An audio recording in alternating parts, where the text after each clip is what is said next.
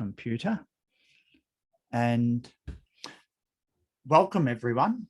Welcome to the week 5 of Global Supply Chain Management. And I think it's the best global supply chain management course around, but that's focused on, not the Amazon Power Sellers, which Megla is our guest today is very expert on. Now we're really pleased to have Megla, the founder of India Sourcing Trip, join us this first session, this first hour of our unit tonight.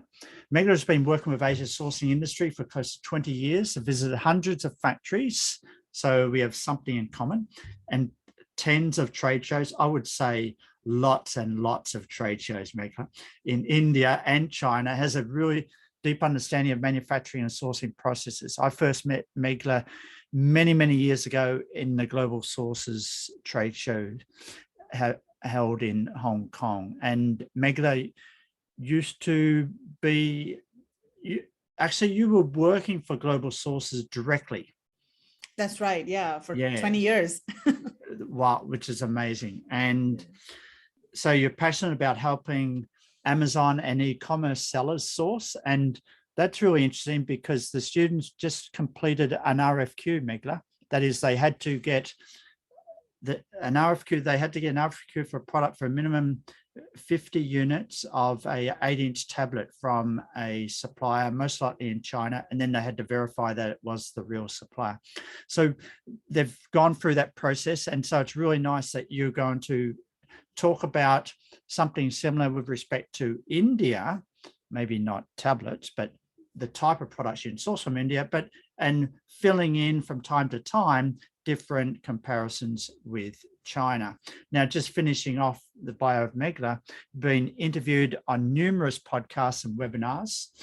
And actually you have your own podcast, the Asian Seller Podcast, and I was very grateful to be interviewed on that last year. Thank you, Megla. And you have a virtual sourcing show, which is just about weekly, isn't it, Megla? Well, yeah, it's every couple of weeks. I mean, right. Sometimes it's once a month or every couple of weeks. Where you actually display and showcase different suppliers' wares from India. And I think that's wonderful because this is the biggest challenge in the sourcing world today is actually bringing buyers and genuine suppliers together. Like even with e-commerce, it's still a huge challenge. And Megla's spent a lot of time in helping solve that challenge and connecting buyers with suppliers. So how about I let you share the screen, Megla? Are you allowed to share? Let's just see, multiple can share. If you Yes, I can. Let me just set up my slides. Please go ahead. And the usual rules class, we encourage, yes, you can type a question in the chat room, but we really appreciate if you put your hands up. Megla will speak for about 20 minutes and then we'll open up to question and answer. And I think, as you realize with our session 2 weeks ago, it's much more exciting if you put your hand up and voice it out, so we feel the energy of the room and we feel like we're all in it together. So Megla, take it away. And thank you so much again for joining our unit this evening. Awesome. Thank you so much, Dr. Neil, for inviting me here. Thank you. Thank you. Cool. All right. So the topics that I want to cover in the next 20 minutes or so. Oops. Slides are a bit slow. Okay, so I want to first of all give you an overview of India sourcing and talk a little bit about the pros and cons and differences with China. Then I want to talk a little bit about the products that you can source from India because they are very different to the products that you can buy in China. And then also how to start sourcing, how to find and vet suppliers.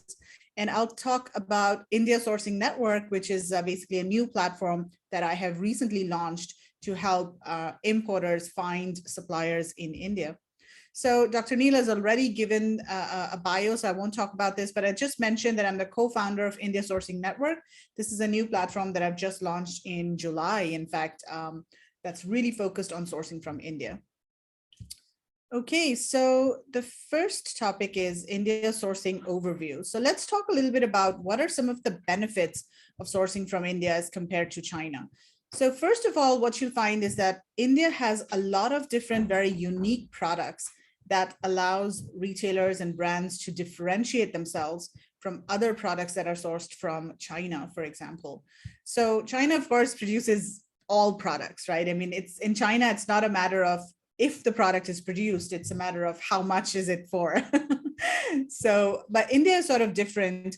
And a lot of retailers, brands nowadays that we're talking to, they're looking for a China plus one strategy.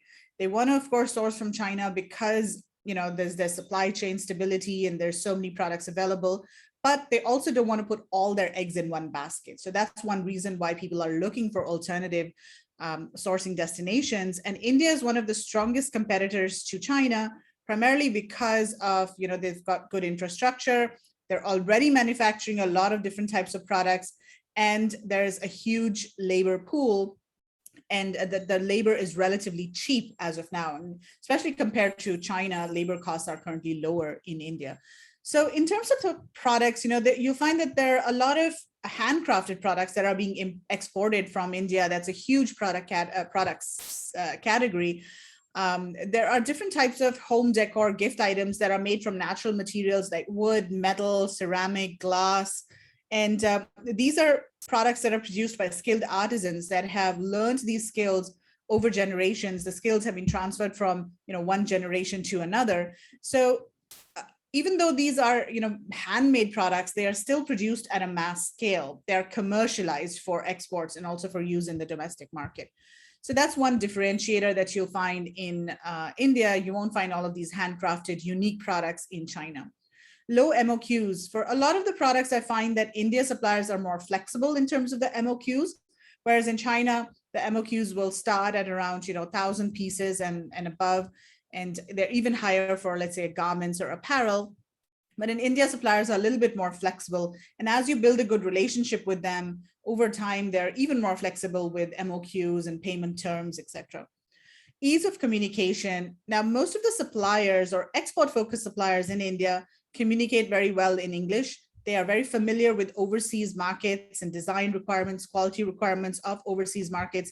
So buyers and importers find it easier to communicate with these suppliers than you know, most of the suppliers in China. It's very easy to just pick up the phone and have a conversation with them, or have a Zoom call or have a WhatsApp call. So things don't get lost in translation because they are pretty fluent in English. Then there's no trade tariffs. So China-made products imported into the US have Trump tariffs, but most of the products that are imported into the US from India have import duties ranging from 2 to 4%, but there are no additional tariffs on many of these products. And that is one reason why a lot of importers are actually looking to diversify from China, you know, because of these tariffs. And I started my India sourcing trip in 2019 when this whole trade war started between India and the US, and people were looking to diversify their sourcing. You find that there are a lot of export-focused companies in India that, again, understand requirements of overseas markets. They many of these companies actually work with foreign designers, or they employ overseas designers to design products based on trends and design requirements of overseas consumers. There's a lot of focus on eco-friendly products and sustainable production. I have a few slides on the different types of eco-friendly products available, but in terms of sustainable production, what we're finding is that quite a few companies are focusing on producing, you know, manufacturing in an ethical way, as well as trying to reduce their carbon footprint. There are some factories that are trying to run on solar energy. There's one organic cotton factory that we've interviewed recently, and their entire factory runs on solar energy. Another factory that we interviewed, they have planted 1,000 trees around their factory area. And there's another factory that produces eco-friendly plant-based materials, fashion accessories, and they are also sourcing all of the components for their products sustainably. Lower labor costs. Now, this is one of the main reasons why a lot of the bigger brands, especially apparel, garments, textiles, those kinds of product categories where there's a lot of labor required, these kinds of brands are looking for alternative markets because production costs in China are increasing. And one of the ways to keep costs down of these kinds of products is to look for lower labor, because these products require a lot of manual work. And so if you can reduce that component, reduce the cost of the labor, that can really lower or help you keep the overall price stable. So, and this is not anything new, actually. A lot of the bigger apparel, textile brands have been looking for low-cost production centers like Bangladesh, Vietnam, Sri Lanka, etc., for quite a few years now. But this seems to be accelerating. And there's also, I feel that the Chinese government wants their factories to move up the value chain and produce more of the high-tech value-added products. And they're okay to let go of these, low value kind of products. And so a lot of these products are moving to India and other countries, and they're more competitively priced there. So some of the cons sourcing from India, there's of course the limited product range. So you can't find, let's say, electronics as of now, although that's changing. In the next 3 to 5 years, I see India really emerging as an electronics hub, and the government is really pushing for it. We're already seeing a lot of electronics factories being set up, and currently the factories are basically brands that are catering to the domestic market. So for example, Xiaomi, and Apple's factory has also set up Foxconn. Foxconn has also set up a factory in India to produce Apple iPhones, etc. And there are also a lot of local companies that have started to produce consumer electronics, such as power banks, headphones, these kinds of small consumer appliances. I was also reading somewhere that the government is now focusing on air conditioners. They want to start producing air conditioners in the country. So there's a lot of focus on electronics production, and that's going to be the next big thing in terms of sourcing and manufacturing in India. Now, this is specifically for Amazon. A lot of the logistics service providers may not be familiar with e-commerce or Amazon requirements because there aren't too many global Amazon sellers sourcing products from India yet. The lead times can sometimes be longer when you're sourcing from India. Generally, the overall pace of life is slower in India than in China. So you find the response times are a bit longer from suppliers. They tend to respond more to WhatsApp rather than emails. And sometimes emails get lost, or they get buried in their inbox, and they say, hey, I didn't receive your email. So communication can be a little bit of a problem. You have to be more proactive when you're communicating with suppliers. And lead times is something that you have to manage. There are often delays that happen for some of the products. But of course, if you're dealing with a professional factory, that should not happen. But sometimes the smaller mid-sized factories are a bit disorganized. Infrastructure is not as developed as it is in China, but it's not bad. I mean, there are ports, major ports throughout the country. In China, most of the ports are along the East Coast, because most of the production hubs are along the East Coast. And there are ports near each and every production hub. India is kind of different. India is sort of a peninsula. So there are ports along the West and the East Coast, but the most common port is the Mumbai port that's on the West. And most of the products that go from Mumbai actually go to the East Coast of the US. If they're shipped to the US, they go to the East Coast via the Suez Canal. And so, I mean, in terms of, the ports, they're quite well developed. They're quite efficient, but of course not as efficient as they are in China. I think China has a lot of, like high-speed rails, and they're really investing a lot in infrastructure, and they're way ahead of, most countries in the world, I think, in terms of infrastructure. Okay, do we want to take questions? Is it possible to ask? Oh yeah, yeah, Yeah. that was my question. Sure. Yeah, Go hi ahead. Megalev. Thanks for these wonderful insights. I had a question because I didn't see it in the pros and cons. What Sure. about international certification? Is India right behind China when it comes to, well, pretty much all the different types of a product? Yes, absolutely. So product certifications are not an issue. There are product testing labs in India, such as SGS and Intertech. So if you do want to get a product tested while it's being manufactured, you can send a sample to one of these labs, and they will test the product based on the regulations of the country where you're importing these products into. So of course, you have to make sure that you're dealing with an export-focused company. If you're not dealing with an export-focused company, they will not be aware of the requirements. They will not be able to source the materials according to the regulations, and their products will never pass the test. So in India, there are domestic-focused companies and there are export-focused companies, because the local market, the domestic market is so huge. There's so much demand for products. There are a lot of companies that really focus on the domestic market. So you have to be careful when you vet suppliers to make sure that they are export-focused. And then the other thing, so one is product testing, and then the other thing is certifications for the factory itself. So ethical production, like SA 8000, environmental friendly production, which is ISO 14001, ISO 9000, which is more of a management certification. So those kinds of certifications, the more the bigger factories have those certifications, and some of the larger brands, they require factories to have these certifications. So when you find that a company does have these certifications, then it means that they are more export experienced, they are more well established. Okay, thanks so much. Most welcome. Hi, yeah, Vicky here. Thank you. So I wonder, the eco-friendly products and sustainable production, usually we think it has higher cost. So how does India manage to have total lower cost and at the same time produce sustainably or eco-friendly? And what are the percentage of factory are producing eco-friendly? Do you have a regulation? Yeah. So wait, Dr. Neil, do you mind if I just quickly go through the slides first and then take questions later? What do you think? Dr. Neil, are you there?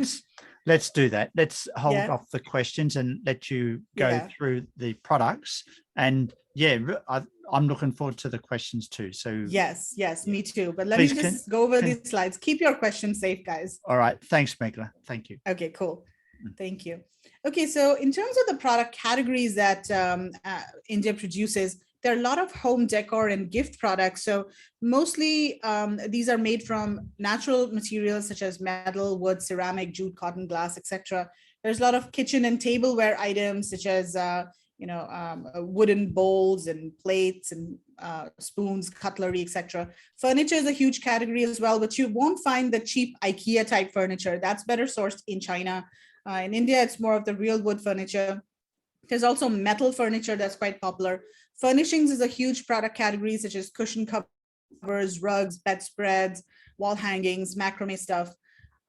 Fashion products again, so jewelry, mostly costume jewelry, but also diamonds. India is one of the is the world's biggest cutter of diamonds. There's one city in India in the west, in the state of Gujarat, that has all of this diamond cutting expertise and artisans that do this.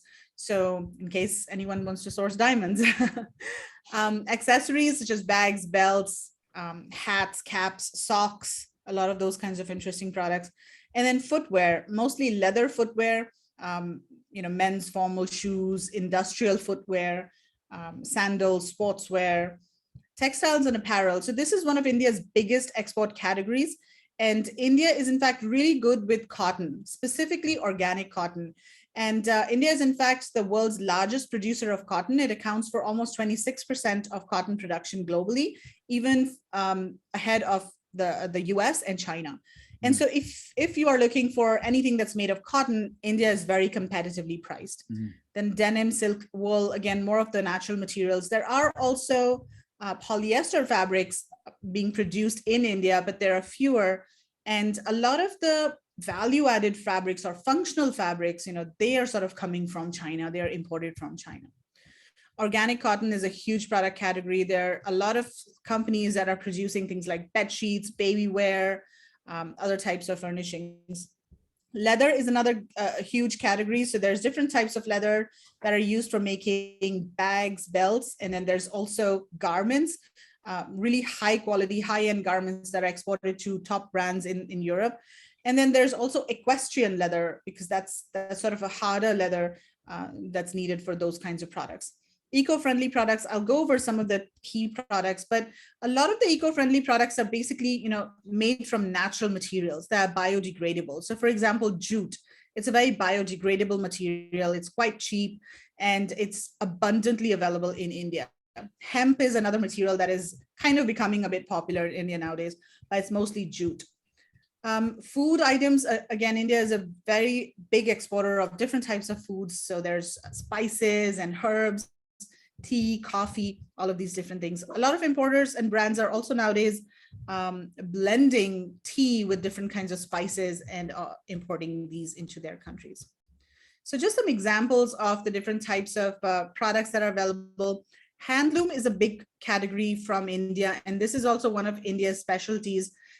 These are basically specialty fabrics that are literally spun on handlooms manually, and there's also different types of printing techniques that are used in India. For example, this product over here is actually block printed, and it's block printed by hand. All of these products are also, made by hand on handloom. So there's a different look and feel and a very premium quality, look and feel to these kinds of fabrics.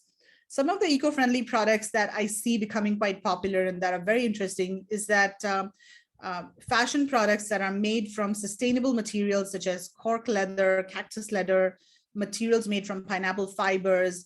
I was seeing the other day somewhere that a company is also making materials made from mango pulp. So the materials themselves are not being produced in India. For example, cork mostly comes from Portugal, and cactus leather also comes from somewhere in South America. But there are companies that are importing these materials and then converting them into, or making different types of products from these materials. Then other types of eco-friendly products, a disposable dinnerware made from sugarcane waste, as well as areca palm leaves. These are very popular as well for export specifically. A lot of metal products, such as, wall art. Oops. Okay, so more eco-friendly products, rugs that are made from recycled PET water bottles. So this is quite interesting. I thought they actually take disposable or waste water bottles, they cut them into pieces and then make yarn out of them and then weave them into fabric and then make rugs and other types of products. Jute, as I mentioned, is a very versatile biodegradable material, organic cotton. This is the factory that I was mentioning. The entire factory runs on solar panels. A lot of different types of metal home products and home decor items are available. And things like, the metals that are used range from brass, stainless steel, cast iron, sheet metals, a lot of different processes available as well in terms of metal products. Just some examples of kitchen items. India does, I feel that suppliers are quite innovative in terms of the designs that they produce. And you'll find that each supplier has their own unique kind of designs. Whereas in China, sometimes you find if you go on Alibaba, then the designs are quite similar. And if one company starts making one type of product, all other companies will follow suit and have the same or similar products. In India, generally, I find that each supplier has their own unique design and own unique way of producing these designs. Furnishings, really huge category again. Coir doormats. I want to point out this product over here. Now, coir is actually a material that's made from the husk of coconut. It's a very eco-friendly, biodegradable product. There are a couple of really big factories in South India that produce these doormats that are made from coconut fiber. And in fact, this company that has produced these mats, it's called Coco Tuft, and it's one of the largest suppliers of IKEA in Asia. So they have a couple of different factories, and one factory is dedicated to producing products for IKEA. So I just want to share some tips on how to start sourcing and how to start looking for suppliers in India, because this is one of the most common questions that I get from people. How do we find suppliers in India?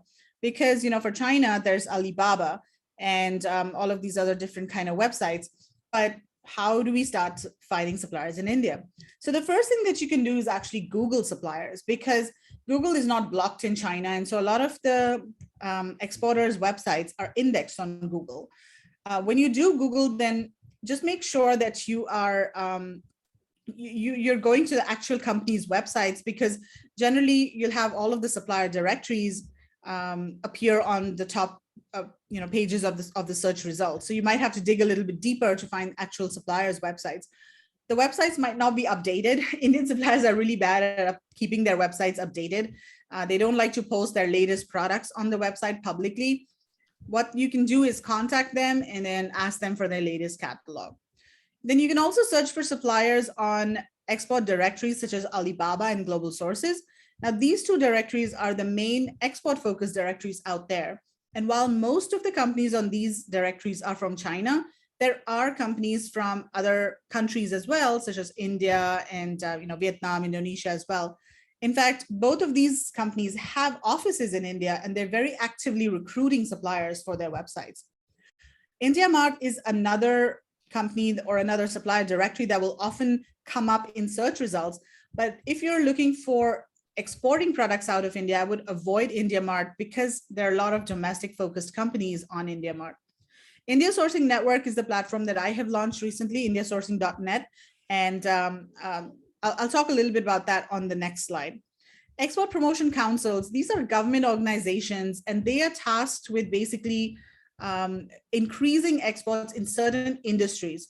So if you want to search for, let's say, apparel exporters, you can look for the Export Promotion Council for apparel, go to their website, and then download their supplier directory. Usually they'll have the supplier directory on the website, or you can send them an email and ask for the supplier directory to be mailed to you. They usually have a lot of suppliers, maybe hundreds and thousands of suppliers. So you'll have to sift through the information to find the product that you're specifically looking for. But at least it's a really good list to start with, because all of these companies are export focused. Because if a company is not export focused, they are not allowed to join these export promotion councils. There are also sourcing agents that importers can source via. Most of the sourcing agents charge between 5 to 10% of the FOB value. And there are individuals that can act as sourcing agents. There are also large companies. When you do work with a sourcing agent, make sure that they specialize in the product category so that they have a good network of companies. And preferably, they should be in the same city from where you are sourcing the product. There are lots of trade shows as well. Delhi Fair is the main show that's held for exports. It's held in Delhi twice a year, April and October. Of course, currently it's on hold, but it's got about 4,000 exhibitors, and all of these companies are exporters. Most of them are manufacturers, but they're also merchant exporters. But they're all exporters because the fair is organized by the Export Promotion Council for Handicrafts. Then there are also virtual fairs. I host a fair, a live webinar, in fact, with manufacturers every couple of weeks, and we interview manufacturers from India in live webinars. They are sitting in their showrooms usually, and they're showing their products, talking about their companies, sharing their backstories, and people can ask questions about the factory and about the products. And then Delhi Fair, that's organized by the council, is also held virtually. So you can search for virtual Delhi Fair, Export Promotion Council, and you'll be able to find that. So just the last slide now. My Google Drive slides is a bit slow today. It's not moving to the next one. Let's see. Okay, there. So India Sourcing Network is basically a platform that is focused at helping e-commerce sellers and importers who want to build a private label business with products that are made in India. So there are 3 pillars of India Sourcing Network. Move to the next slide. It's kind of slow. Content, connections, and community. So we really provide a lot of information on how to source products from India, because I realize that there's not a lot of information available out there about products made in India. But a lot of the blogs and YouTube content and courses focus on China, but there's nothing really on India. We're also hosting our first India sourcing workshop this week, in fact. And then connections. So there are vetted service providers and suppliers on the website. We make sure that the suppliers are manufacturers and that they are also export experienced and export focused. There are service providers such as sourcing companies, freight forwarders, quality control, lawyers, etc. And then community, we have a Facebook group where people can join in if they're looking to source products from India. there's a community that can, help with any questions that anybody might have. Very good. Megan. So yeah, That's that's great. about it. Well, you've spurred a lot of interest among the class, like they couldn't hold back asking questions. So appreciate that. And look at all the hands waving already. I know there's some in the chat, but I want to give some, let's start with, and thanks again, Megla, for going through this. And